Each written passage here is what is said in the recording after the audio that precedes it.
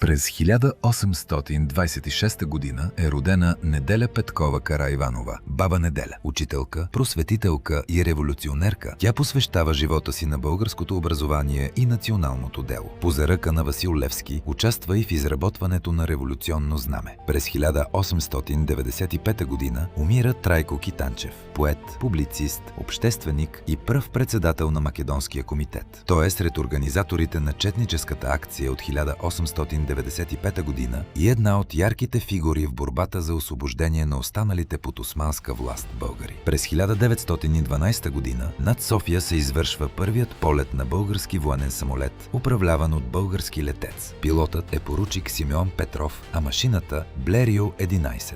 Година по-късно умира Илия Блъсков, един от основоположниците на българската повествователна проза. С изгубена Станка и злочеста Кръстинка той оставя трайна следа в младата българска литература. През 1923 година е родена Леа Иванова, една от легендите на българския джаз. Животът й преминава през големи сцени, забрами и тежки изпитания, но гласът и свободният й дух остават незабравими. През 1934 година умира генерал-лейтенант Георги Вазов, командирът на източния сектор при щурма на Одрин. Името му остава свързано с една от най-блестящите победи на българската армия. През 1941 година е роден Петър Славов, пъпеша, барабанист, оставил своя ритъм в Джаз Фокус 65, Сребърните гривни и ФСБ. А през 1946 година е роден Михаил Белчев, певец, композитор и поет.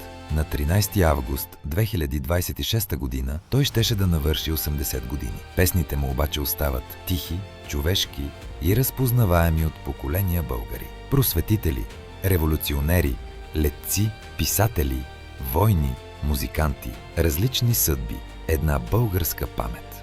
Помни, гордей се, предай нататък.